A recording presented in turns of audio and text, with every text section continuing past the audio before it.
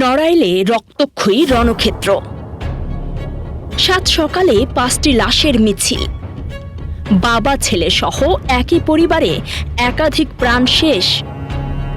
আধিপত্য বিস্তার নাকি রাজনৈতিক ডিগবাজি? ঠিক কী কারণে রণক্ষেত্র নড়াইলের বড়কুলা গ্রাম? দলবল আর ক্ষমতার মরণ নেশায় লণ্ডভণ্ড সিংহশোলপুর। সিংহশোলপুর ইউনিয়নে সোমবার ভোরে ঘটে গেল এক নারকীয় হত্যাকাণ্ড। ক্ষমতার এক অদ্ভুত লড়াই। স্থানীয়রা বলছেন, সাবেক চেয়ারম্যান খায়ের মোল্লা ছিলেন একসময়ের তুখোড় বিএনপি নেতা, কিন্তু হাওয়া বুঝে তিনি নাম লেখান আওয়ামী লীগে। গত 5ই আগস্ট সরকারের পতনের পর আবারও রাতারাতি ভোল পাল্টে বিএনপিতে ফিরে আসেন তিনি। অন্যদিকে বিএনপির শক্ত অবস্থানে থাকা খলিল মোল্লা গ্রুপ এই এলাকা নিয়ন্ত্রণে নিয়েছিল। 5ই আগস্টের পর এলাকা ছাড়া খায়েরের অনুসারীরা যখন আবারও ফিরতে শুরু করে, তখনই শুরু হয় ক্ষমতার এই মরণ খেলা। মূলত পুরনো বিএনপি বনাম নব্য বিএনপির দ্বন্দ্বে আজ রক্তে ভিজল নড়াইলের মাটি।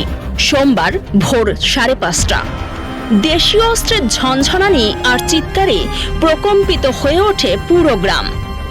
সংঘর্ষে ঘটনাস্থলে প্রাণ হারান খলিল গ্রুপের খলিল রহমান, তার ছেলে তাহাজ্জুদ হোসেন এবং ফেরদৌস হোসেন সহ তার ছেলে মুন্না শেখ।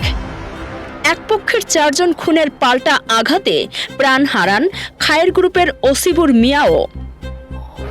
নড়াইলের পুলিশ সুপার আল মামুন শিকদার জানিয়েছেন, পরিস্থিতি নিয়ন্ত্রণে অতিরিক্ত পুলিশ মোতায়েন করা হয়েছে।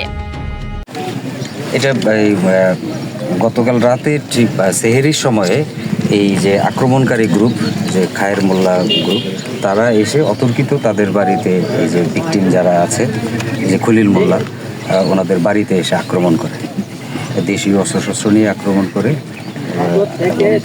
আপনারা দেখতেই পাচ্ছেন যে 3 জন অলরেডি মারা গেছেন, আরও কয়েকজন হসপিটালে ভর্তি আছেন।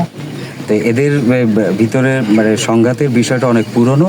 তাদের আধিপত্য বিস্তার নিয়ে তাদের ভিতরে বিরোধটা অনেক পুরনো, এবং এটা আপনারা হয়তো বা ইতিমধ্যে কিছুটা জেনেছেন যে এই যে ভিকটিম পক্ষ, যে তারা এবং এই আক্রমণকারী গ্রুপ, তারা একসময় একই গ্রামে বসবাস করত, কিন্তু তাদের এই দ্বন্দ্বের কারণে তারা এখন এখান থেকে 3-4 কিলো দূরে, এখানে এই যে বড়কোলা এই জায়গাটার নাম, এখানে এসে বসবাস করতেছে। কিন্তু তাদের দ্বন্দ্বের কারণেই তারা কোনো রকমের কোনো ছাড়াই এই অতর্কিত হামলা করলেন।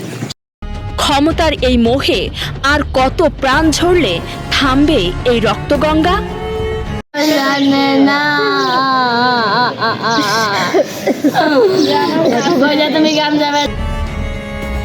নড়াইলের এই ট্র্যাজেডি কি শুধুই আধিপত্যের লড়াই, নাকি রাজনীতির নামে সাধারণ মানুষের জীবন নিয়ে ছিনিমিনি?